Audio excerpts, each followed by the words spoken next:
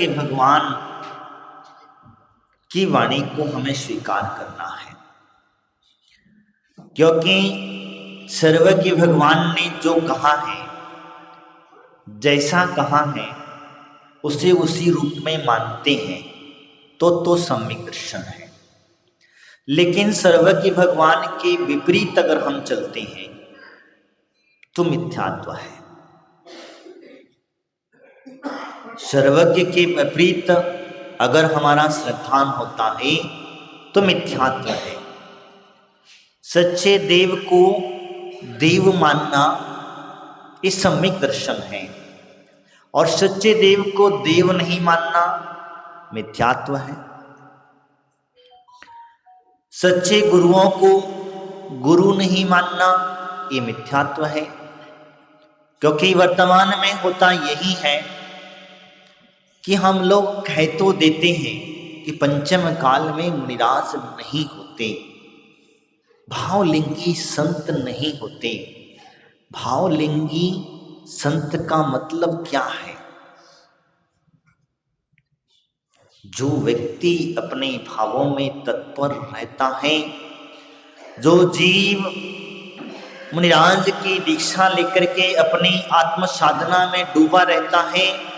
अरे भावलिंगी की बात करते हो तो हमारे आचार्य भगवंत कहते हैं कि चतुर्थ काल में भी होते तो थे, उनमें भी द्रवलिंगी हुआ करते थे।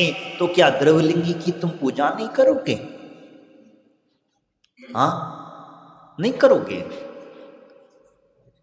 तुम्हारा व्यक्ति विशेष की पूजा करने का लिए नहीं का। जो भगवान महावीर स्वामी का लिंग है, जो भगवान महावीर स्वामी की मुनि परंपरा है, भगवान महावीर स्वामी ने जो वेश आप लोगों को दिया है, क्या आप उस वेश की पूजा नहीं करोगे? क्या उसे सम्मान नहीं दोगे? क्योंकि जब तक द्रव्य ना होगा तब तक भाव बनेगा कहां से? तुम पूजा करते हो, आपसे पूछता हूं, जितने लोग अपने हाथों में बिना द्रव्य की पूजा करते हैं, उनके भाव पूछना कैसे बनते हैं? कैसे बनते हैं? हाँ, होते क्या? जो तुम्हारा द्रव्य चढ़ाने में मन लगता है, जो द्रव्य से आपकी पूजा करने में आनंद आता है, उतना आनंद तुम्हें भाव से पूजा करने में आता है क्या? तो द्रव्य के साथ हमें भावों की आवश्यकता अवश्य पड़ती है, लेकिन किसी को ये नहीं कह सकते कि ये भावलिंगी नहीं है। भाव ना हो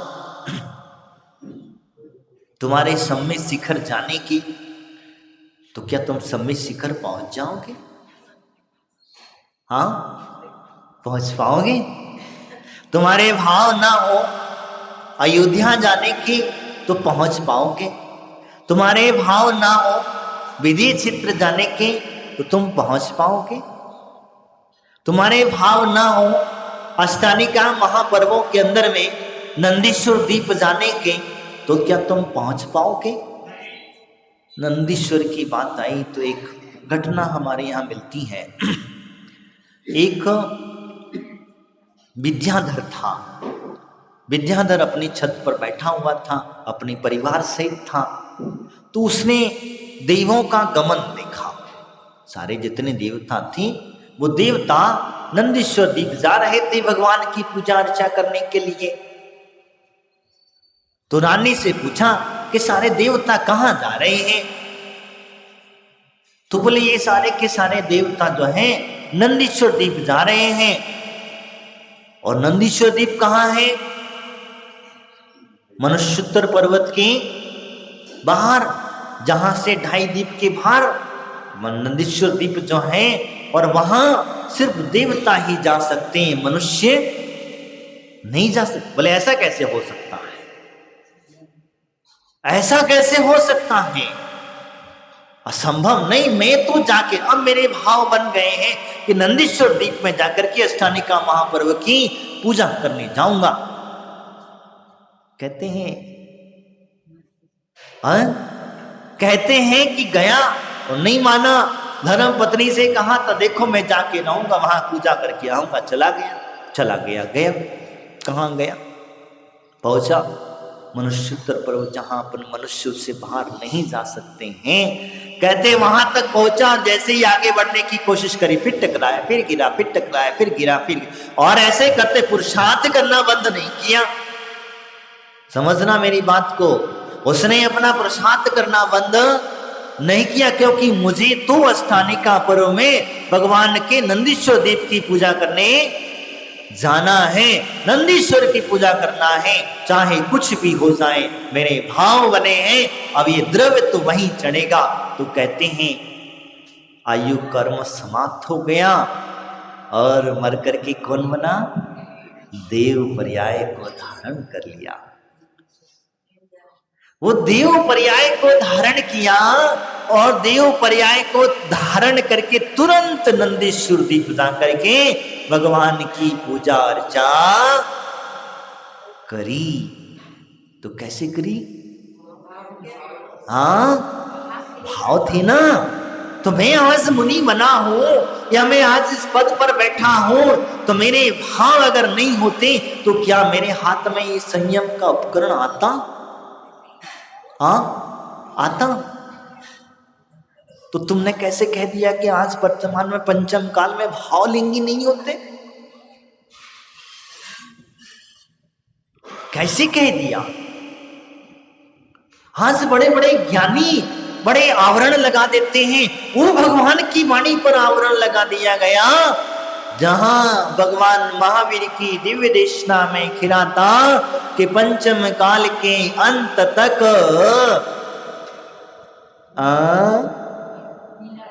क्या होगा? मुनि रहेंगे, चतुर्विध संग रहेगा। तो प्रारंभ की क्रिया में मुनिराज ना रहे तो अंत में मुनिराज कहां से आएंगे? हाँ, प्रारंभिकता से मुनिराज नहीं होंगे तो अंत में मुनिराज आएंगे कहां से? क्या विदेश क्षेत्र से आएंगे? हाँ, विदेश क्षेत्र से आएंगे? नहीं भैया, भरत क्षेत्र के हैं तो भरत क्षेत्र के ही रहेंगे, इसमें किसी प्रकार का दोरा नहीं है। तो इसका कहते हैं मिथ्यात्व। समझ में आया? किसको मिथ्यात्व कहते हैं? अपने गुरुओं को गुरु न माने, गुरुओं के ऊपर आवरण लगा दे, गुरु की चर्या को गुरु न समझ करके मिथ्यात्व का लोगों को भ्रमित करता रहे, लोगों को बताता रहे। और तुम इतने कपड़े अच्छे वाले हो कि कपड़े वाला कोई बात तुमसे कह दे तो तुम उसकी बात, बड़े समझदार हो तुम, कपड़े वाला तुमसे कह दे तो तुम उसकी बात को तुरंत मान लेते हो, और बिना कपड़े वाला कोई कह दे तो, बिना कपड़े वाला कह दे तो एक कान से सुनते हैं तो एक कान से कभी निकल जाता है, कभी मुख से निकल जाता है, लेकिन वो अंदर नहीं जाता। अगर अंदर चला जाए तो फिर तुम्हारे ड्रेस ही चेंज हो जाएगी। ये विशेषता कही जाती है। तो मैं इस मिथ्यात्व की चर्चा कर रहा था। हमारे दिगंबर मुनिराजों को, माताजियों को आदि आदि मान करके हमारे इलक सुल्लक आदि आते हैं, व्रती श्रावक आते हैं। इन्हें अगर द्रव्य से भी वो अगर वेश भी धारण करके अगर आपके पास आ जाते हैं तभी वह दिगंबर वेश हमारे लिए पूजनीय है, क्योंकि वो वेश भगवान महावीर का है, वो वेश भगवान तीर्थंकरों का है, वो वेश हमारे 2400 तीर्थंकर का है, वो वेश शाश्वत है। और ये वेश ही हमें मुक्ति का मार्ग प्रशस्त करेगा, ये ध्यान रखना। और जितने भी मोक्ष गए हैं इसी वेश से गए हैं, दूसरा वेश प्राप्त नहीं हुआ। भगवान आदिनाथ का पोता मारीची ने भेष परिवर्तन किया। क्या किया? परिवर्तन किया ना, भेष का परिवर्तन किया। और परिवर्तन करते करते उसने एक परिवर्तन दो नहीं, कहते हैं 363 भेष धारण कर लिए। क्या हुआ? 363 भेष धारण कर लिए, तब भी उसे मुक्ति नहीं मिली। उसकी अहम की वजह से उसने कर तो लिया, दीर्घ संसार बड़ा जरूर लिया, लेकिन वो संसार को बढ़ाने मात्र से कार्य नहीं बना। मिथ्यात्व की अवस्था में प्राप्त होता रहा और होता चला गया, और धीरे धीरे करके जब उसे समझ में आया तो क्या करा? उसने समझ लिया, करे मैं तो इतने भेष धारण किया हूं, ये सारे के सारे भेष तो एक नाटककार जो होता है, कलाकार जो होता है, वैसे मैंने अपनी कलाएं दिखाई, लेकिन शाश्वत कला तो वही होती है जिसने दिगंबर अवस्था को स्वीकार किया, तभी मेरी मुक्ति। और उन्होंने उसी को स्वीकार किया। क्या किया? जो पूर्व में आदिनाथ भगवान से विमुख होकर के विपरीत क्रियाओं को प्रारंभ कराया, उसने उन सब को छोड़ करके संयुक्त क्रिया, भगवान आदिनाथ की परंपरा, भगवान आदिनाथ का मार्ग उन्होंने चुना, समझा और समझ करके वह इस मार्ग से मोक्षता को प्राप्त कर लिए। लेकिन हम यहीं की यहीं भटकते। क्या हुआ? हम यहीं की भटकते रह गए। आज हमारे कई ऐसी भ्रांतियां हैं, इन भ्रांतियों में हम लोग जी रहे हैं,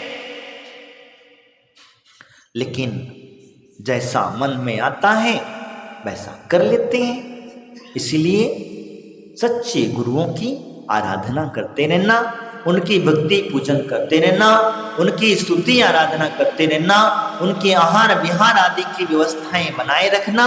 क्योंकि अगर तुम नहीं बनाओगे तो ध्यान रखना, जिन धर्म की हानि के कारक तुम स्वयं बनोगे।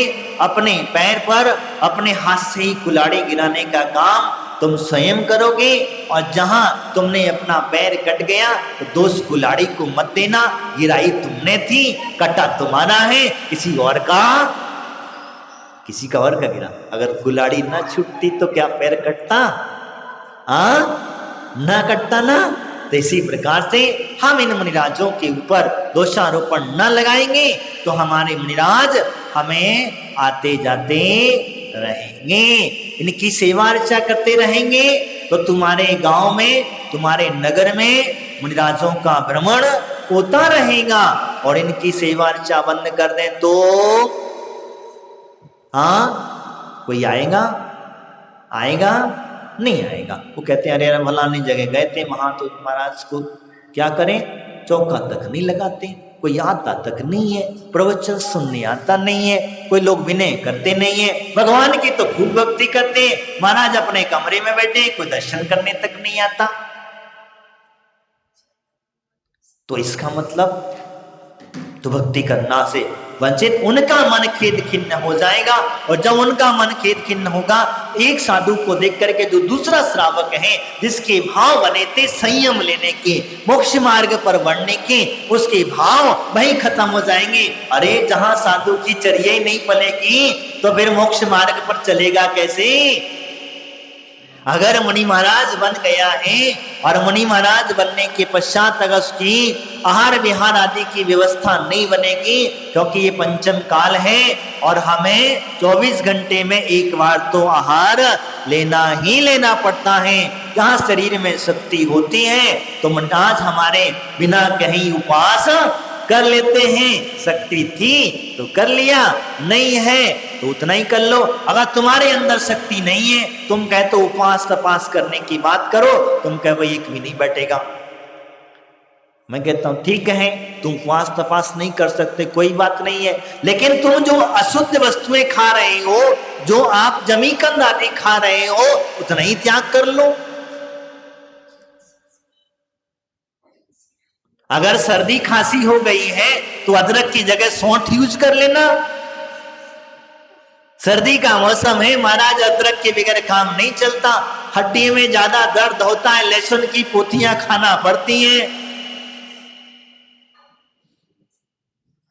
बता रहा हूं, आपकी नहीं कह रहा हूं, कई लोगों की मान्यताएं जो होती है, तो ऐसी चीजें खाना पड़ती हैं। तुम इतना ही त्याग कर लो, तब तो मुनिराजों पर उंगली उठाना। तुम तो कर त्याग कर लेते हो रात्रि भोजन का, और क्या होता है, आने दो ड्राई फ्रूट, आने दो गिलास भर के दूध, आने दो ये फल, आने दो। अब तुम्हारा काय का रात्रि भोजन का त्याग? बोले महाराज अन्न का त्याग है, भोजन का त्याग नहीं। क्या हुआ? भाव अन्न के त्याग। अब तुम क्यों कहते हो फिर महाराज हमारा रात्रि भोजन त्याग है? हाँ ताई जी, भोजन का मतलब क्या है?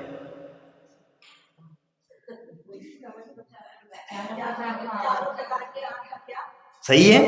अब इसमें खाद्य पे ले पे, अब खाद्य में रोटी सब्जी बूढ़ा पड़ी जो आ जाता, ले में राम पकड़ी गई गए चोरी। क्या हुआ? अब तुम कहो कि महाराज स्वास्थ्य खराब रहता है हमारा, इसलिए हमें लेना पड़ती है। तुम शरीर के लिए खा रहे हो कि आत्मा के लिए? किसका उत्थान करना है आप मुझे बताओ? शरीर को स्वस्थ रखना है या आत्मा को स्वस्थ करना है? किसको करना है? किसको करना है? आत्मा को करना है ना। अरे इस शरीर को तुम कितना भी हष्ट पुष्ट कर लेना, कितना भी खिला देना, ये एक ना एक दिन मुट्ठी भर राख से ज्यादा कुछ बचने वाला नहीं। लेकिन आत्मा को अगर आप त्याग कर लेंगे, अगर आपने इतना भी अगर त्याग कर लिया, मैं नहीं कहता हूं आप बड़े बड़े उपवास करो, अब मैं नहीं कहता हूं कि आप बड़े बड़े व्रतों को करो, मत करो, नहीं होता है, कोई मत करना। आपसे व्रत नहीं होते, उपवास नहीं होते, मत करो। लेकिन जो आपके लिए उपयोगी है उसे आप कर लो। क्या उपयोगी है? जैसे रात्रि भोजन नहीं करना, जमीकन आदि नहीं खाना, इससे हमारी चर्या चल सकती है। अगर हम रात में नहीं खाएंगे, एक दिन नहीं खाएंगे, 2 दिन नहीं खाएंगे, आप सोचेंगे हम मर जाएंगे। मरता है कोई इंसान? खाने से कोई मरा अभी तक? बताओ।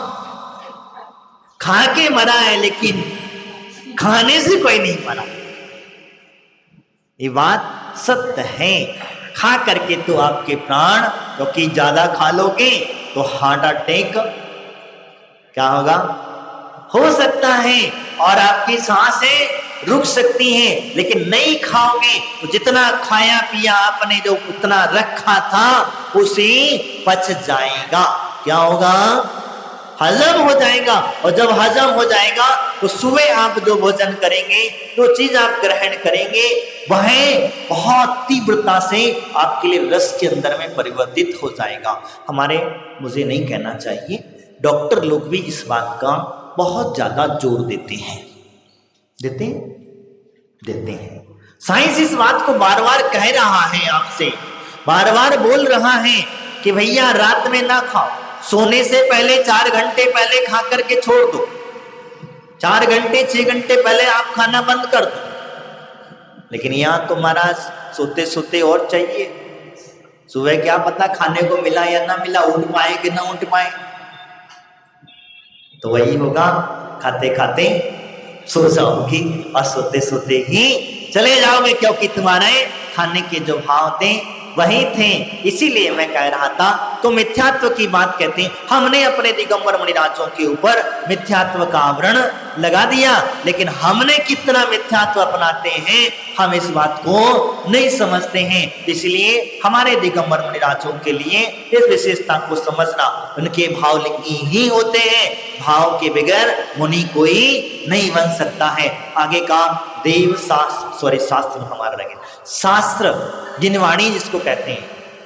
अगर आवरण लगाओगे, मुनि को मुनि नहीं मानोगे तो फिर तो मिथ्या दृष्टि हो गए, और मुनि को मुनि मान लिया तो तुम सम्यक दृष्टि हो, ये बात ध्यान रखना। श्रद्धान हमारी मजबूत। अब कहते हैं जिनवाणी, आगम वाणी जिसको कहा जाता है, भगवान की वाणी। भगवान की वाणी में जो जैसा कहा है, जिस रूप में कहा है, भगवान ने कहा, गंधर्वों ने झेला, गंधर्वों ने उससे सूत्र रूपी रचना की, और उसके पश्चात हमारे पूर्वाचार्यों ने रचना की। उस रचना को क्रम से गंधर्वाणी को प्राप्त होते रहे, और क्रम क्रम से हमारे आचार्यों ने हम तक पहुंचाया। अब हमने क्या किया? क्या किया? हमने क्या किया? हमने उनकी वाणी को ही मिथ्या कर डाली। मैंने एक बीच में प्रश्न बताया था कि हम आचार्य उमा स्वामी के तत्वार सूत्र को तो मानेंगे, लेकिन उमा स्वामी के जो श्रावकाचार्य हैं, जिसमें जो लिखा है, हम उसे नहीं मानेंगे। यही कुंद कुंद की समय सार आदि को तुम मानते हो, और रेण सार की जब बात आ जाए, आगे आएगा इसमें, आपको एक एक क्रिया का वर्णन बताएंगे हम आपको। यही कुंद कुंद आचार्य के अन्य ग्रंथों को तुम स्वीकार करते हो, और उन्होंने इस बात को समझाया है।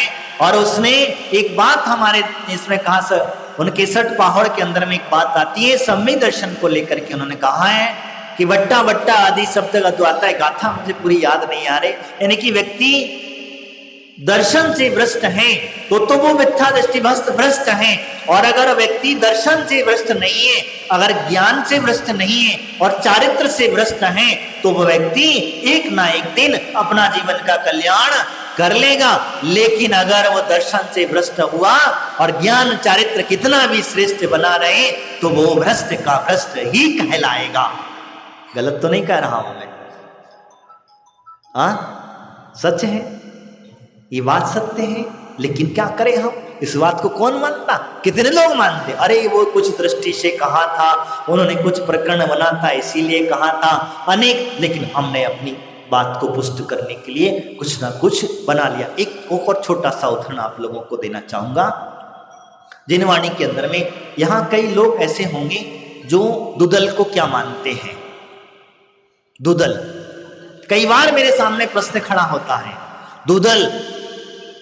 दूधल नहीं खाना चाहिए, नहीं खाना चाहिए, मानता हूं। को इसको कहते हैं दूधल? दही और क्या? दाल के साथ में मिला हुआ वस्तु नहीं खाना चाहिए, ठीक है। कौन सा दही?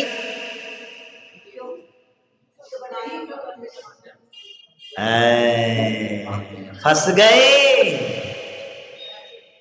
दही कौन सा दही?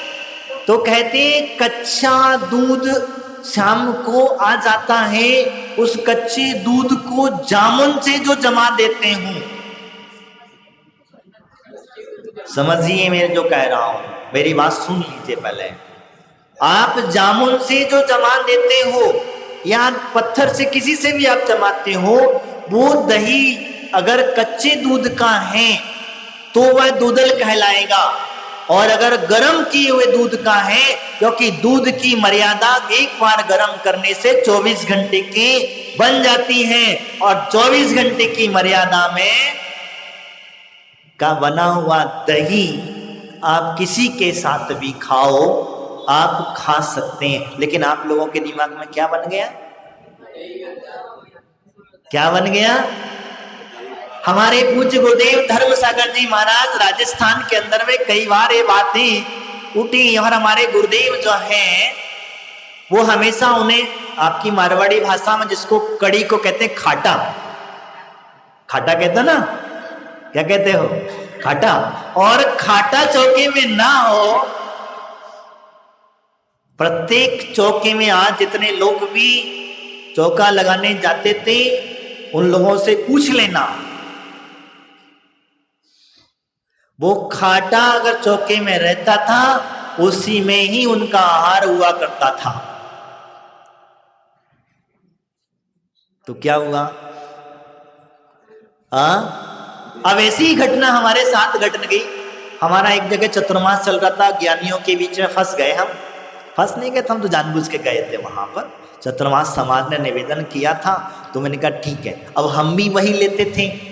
तो संयोग वसात 2-4 ज्ञानी इकट्ठे होकर के आगे कि महाराज आपसे निवेदन है। मैंने क्या निवेदन है कहिएगा। कि महाराज दही के साथ में बेसन नहीं खाना चाहिए। मैंने कहा भैया क्यों? मैं एक चीज समझना, मैं जो कह रहा हूं मैं आपकी बात को क्लियर पेशन कर रहा हूं। उसने कहा, मैंने कहा क्यों? बोले क्यों? मैंने कहा तो बोले महाराज कि दूधल हो जाता है। और दूधल मन का कैसे दूधल होता है? बोले महाराज देखो अपने जीव पर कितने सारे जीव उत्पन्न हो जाते हैं, यूं हो जाते हैं। मैंने कहा एक काम करना भैया जी, आप लोगों ने हमें ज्ञान दिया, बहुत धन्यवाद मैंने आपका। आप हमें किस ग्रंथ में लिखा ये बताओ। सुनो मैं आपको जो कह रहा हूं सुन लीजिए, अभी मैं जो कह रहा हूं सुन लीजिए। हाँ, मैंने कहा आपको किस ग्रंथ में लिखा ये मुझे बताइए। तो वो बेचारे गए, ठीक है आपको ग्रंथ का प्रमाण हम ला के देते हैं। बेचारे ढूंढे ढूंढे ढूंढे ढूंढे, उनको एक ग्रंथ मिला। ग्रंथ का नाम मैं भूल रहा हूं मुझे, क्योंकि काफी पुराना स्मरण रहा, याद आया। तो वो ग्रंथ उन्होंने एक ग्रंथ मेरे पास में लेकर के आए। उस ग्रंथ की गाथा में स्पष्ट लिखा है, बाकी कहीं उन्हें प्रमाण नहीं मिला। उस गाथा में एक स्पष्ट उदाहरण आए, वो लिखा है कि कच्चे दूध का जमा हुआ दही अगर है और अगर आप दाल आदि के साथ में उसे ग्रहण करते हैं तो वो दूधल कहलाएगा। इस शब्द उसमें आया, इसका मतलब वो बेचारे मौन हो गए। अब क्या कहें, अब क्या कहें? अपनी बात को पुष्ट करने के लिए बात कही। तो मैंने कहा भैया जी बात समझ में आ गई, बात समझ में आ गई? तो बोले हाँ समझ में, लेकिन महाराज हमारा वापस निवेदन है कि दूधल ना खाओ। मैंने कहा धत तेरी की,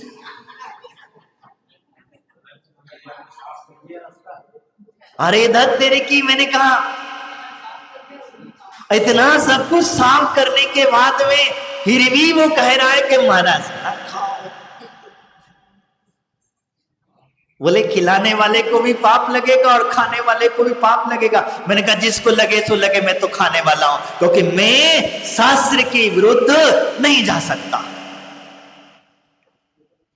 तुम्हें मुझे मुनि महाराज मानना है तो मानो, नहीं तो मत मानो। कहने का तात्पर्य मेरा यही है। तो हम भटक जाते हैं, भ्रमित हो जाते हैं। किसी ने कह दिया, कहीं पढ़ लिए, नए नए शास्त्र हमारे सामने आ गए, नई नई बातें समझ में आ गई। अब लोग उदाहरण देते हैं आचार्य उदय विद्यासागर जी महाराज का। विद्यासागर जी महाराज का हमने एक प्रवचन सुना था, उसमें उन्होंने ऐसा कोई बात नहीं कही। उन्होंने इस प्रकार कोई बात, सिर्फ उन्होंने कहा कि ये नहीं खाना चाहिए। किसके साथ नहीं खाना चाहिए? लेकिन उन्होंने इस बात को क्लियर फैशन नहीं किया कि भाई पका हुआ दही है कि कच्चा दही है। उन्होंने ये बात पूरी क्लियर नहीं करी कि पके हुए दूध का जमा हुआ दही है या फिर कच्चे दूध का दही है। अगर ये बात क्लियर हो जाती तो तुम्हारे दिन में जितना भी भ्रांतियां हैं वो सारी भ्रांतियां नहीं होती। और उन्हीं बातों को हम लोगों ने पकड़ करके क्या किया, यही करना प्रारंभ कर दिया। वास्तविकता में सत्य यही है।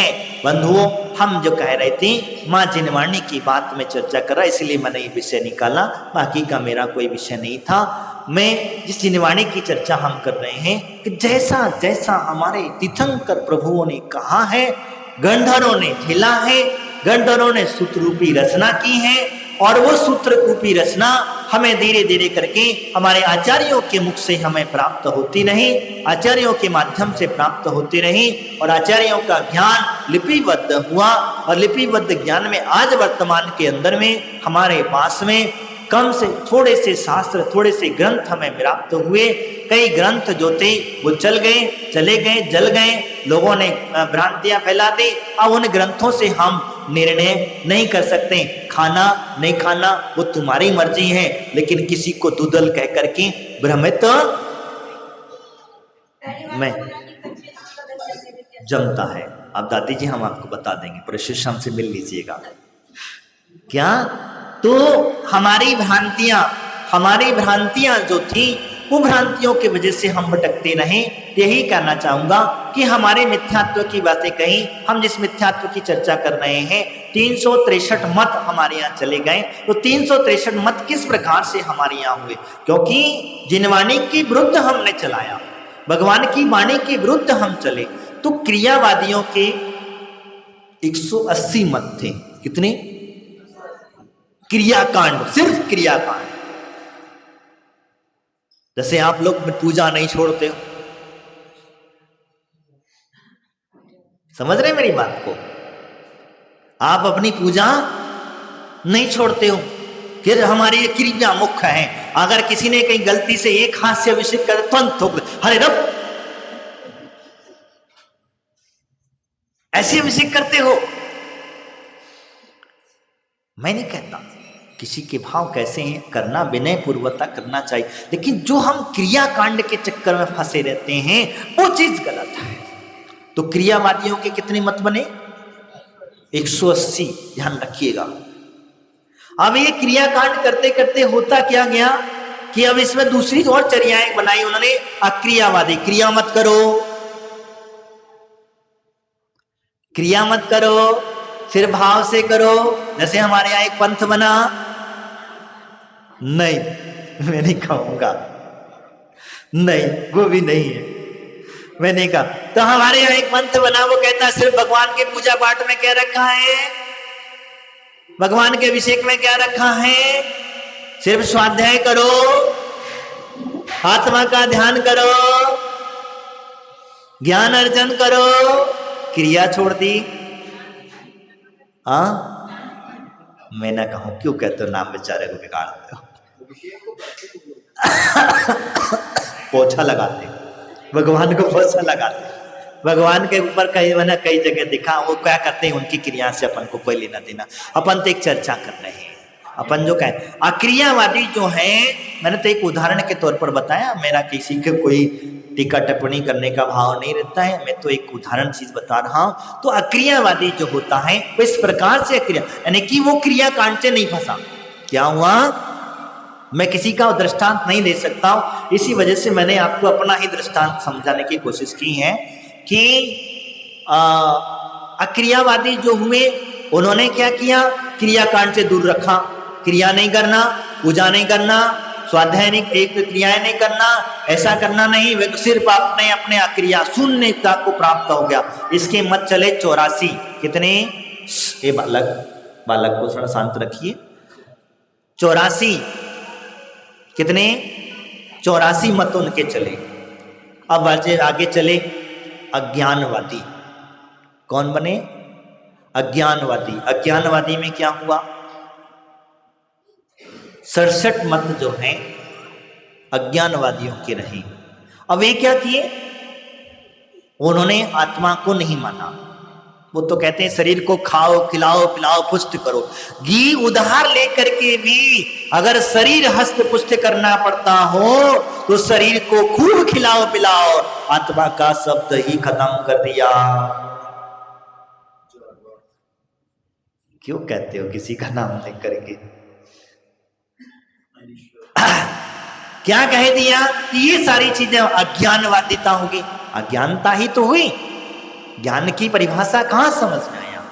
उन्होंने ज्ञान को ही मान लिया, ज्ञान की महत्वता खत्म कर दी, ज्ञान है क्या वो से छोड़ दिया। तो इसीलिए ये अज्ञानवादियों के 67 मत चले। आगे चला विनयवादियों के। विनयवादियों के 32 मत थे। कितने? 32 मत। विनयवादी, ए बालक ना करो, हमारे गले में थोड़ा इन्फेक्शन हुआ है। विनयवादियों की 32 मत चले। विनयवादी क्या करता है, विनयवादी क्या करता है, मैं एक छोटा सा उदाहरण दूंगा, इसके बाद में अपनी बात को विराम करूंगा। एक बार क्या हुआ, राजा की सवारी निकल रही थी। क्या निकल रही थी? राजा की सवारी निकल रही थी, तो साफ सफाई चल रही थी। साफ सफाई चल रही थी, राजा जाएगा तो भाई साफ सफाई होगी, सब जगह चंदन आदि का पानी वगैरह छिड़का जा रहा था। और छिड़कने के बाद में होता यह है कि वहां से निकलते निकलते एक सफाई कर रहे थे, करते करते अचानक कुत्ते ने अपनी गंदगी फैला दी। क्या हुआ? कुत्ते ने अपनी गंदगी फैला दी, और जब फैला दी तो राजा सामने खड़ा है। क्या हुआ? राजा सामने आ रहा है, और अब आ रहा है तो इसको कैसे उठाएं, कहां बुलाएं, क्या करें। तो एक फूल की टोकरी लेकर के खड़ा हुआ था। उसने कहा उसको, क्या हुआ, फूल की टोकरी उस पर उल्टी कर दी गई। बहुत अच्छा हुआ। और अब इसमें क्या हुआ, एक हाथ तुम्हारे जैसा देख लिया, वो आया दूसरी टोकरी उसने डाल दी, तीसरा आया तीसरी ने डाल दी, चौथा आया चौथी डाल दी। वहां टोकरी डालते डालते फूलों का इतना बड़ा सारा ढेर लग गया। सब लोग आकर नमस्कार करने लग गए। क्या हुआ, विनयवादियों की चर्चा कर रहा हूं मैं। फूल का ढेर लग गया और इतना ढेर लग गया, इतना ढेर लग गया। राजा आया नजदीक आकर के देखा, उसने कहा इतना सारा ढेर, क्या बात है। तो रहा नहीं गया, मंत्री से पूछा कि मंत्रीवर, ये देवता कब प्रकट हुए और इतनी तीव्रता से इतने सारे कैसे बढ़ गए, ये प्रकट कैसे भाई। क्योंकि राजा सम्यक दृष्टि था, वो हर किसी को नमस्कार नहीं करता था जब तक उसके बारे में जान नहीं लेता था, समझ नहीं लेता था, तब तक वह उसको किसी की विनय नहीं करता था। ये उसकी विशेषता थी। उसने मंत्री से पूछा तो भगवान बोले आपने कहा है तो रुको, मैं अभी पता करके बताता हूं। उस सैनिक को बुलाए, बोले पता करो ये क्या बात है, क्या चक्कर है, ये कब प्रकट हुए। तो बेचारा डरते डरते, जिसने ही सारी घटना करी थी, वो डरते कब तक कापत राजा से क्षमा याचना किया और कहा कि प्रभु हमें क्षमा दान दें। घटना ऐसी थी जो सत्य है, मैंने आपके सामने प्रकट कर दी। तो मेरा कहने का तात्पर्य यह है कि हम बिना विचारे, बिना समझे, बिना देखे, बिना किसी की जानकारी लिए अगर किसी ने कुछ कह दिया, जैसे मान के चलिए आपके मंदिर में अगर कहीं अपने आप अभिषेक होने लग गया तो बिना जानकारी ला रहे तुम कतौरे भगवान का अभिषेक को देवता करके अभिषेक कर रहे हैं। कहीं छत्र घूमने लग गया, अरे भगवान आकर के चमत्कार दिखा करके चले गए। और तेरी तो तुम बड़े विश्वास मान। कहीं जाकर किसी ने दूध पी लिया तो कहते अरे बड़ा चमत्कार हो गया, किसी ने कहा कुछ हो गया तो कहां चमत्कार। तुम जाकर के उसकी विनय करने लग जाते हो, रत्ती के चक्कर में फंस जाते हो। मैं उदाहरण बता रहा हूं, मेरे बात को अन्यथा मत लेना, मैं पहले कह देता हूं। तो हम क्या करते हैं, नमस्कार करने लग जाते हैं। कहीं किसी ने कह दिया यहाँ भूत पिशाच, भाग जाते हैं, तो वहां भूत पिशाच भगाने पहुंच जाते हो ना। चुप चुप चुप चुप, बिल्कुल आवाज नहीं निकालना। मैं इस विषय को लेकर के मैं विषय नहीं निकालना। मैं जो कह रहा हूं वो समझ लीजिए कि हमारी अज्ञानता है, हमारी अज्ञानता है, हमने क्या करते हैं क्या नहीं करते हैं, इस बात को समझ ले। विनय का मतलब ये नहीं होता है कि हम किसी के सामने अपना मस्तिष्क जो सच्चे देव शास्त्र गुरु के सामने झुकता है वो सीधा जा करके पटक दें। नहीं भैया, ये विनय उसकी की जाती है जो सम्यक दर्शन, सम्यक ज्ञान, सम्यक चारित्र से सहित होता है। जो विनय उसकी की जाती है वो परम पिता पद को प्राप्त कर चुका होता है। विनय उसकी की जाती है जो हमारे निर्गंत अवस्था को प्राप्त दिगंबर मुनिराज हुआ करते हैं। विनय उसकी की जाती है जो भगवान की वाणी से निकला हुआ एक एक शब्द हमारे लिए पूजनीय हुआ करता है। आज हमारी माताएं बहनें, कोई बात नहीं है, यहाँ बहुत अच्छी पद्धति व्यवस्था है, लेकिन कई जगह पर हम मंदिरों में जाते हैं, जिन वाणी पैरों पर रखी है इधर पूजा हो रही है। बताओ ये विनय है? जनवाणी के अंदर में चावल भरे पड़े हैं, बड़े उठाए और सीधे से फेंके और चलते बने, ये विनय है? तो विनय की क्रियावाद की मैं चर्चा कर रहा था, विनयवादियों की। तो इस प्रकार से अंधभक्त जिसको हम कहते हैं, अंधभक्त, और वह अपनी आंखों पर सिर्फ एक पट्टी बांध करके पहुंच जाते हैं और पहुंच करके बस हमारे सिर्फ वही भगवान है, वही देवता है, वही ये है, वही वो है। तो मेरा कहने का तात्पर्य इतना ही है कि विनयवादियों के चक्कर में मत पड़ना। कोई विनय करता है, हमारे यहाँ कहते हैं, एक कहावत कही जाती है, विनय नमन नमन में फेर है, नमन नमन में फेर है।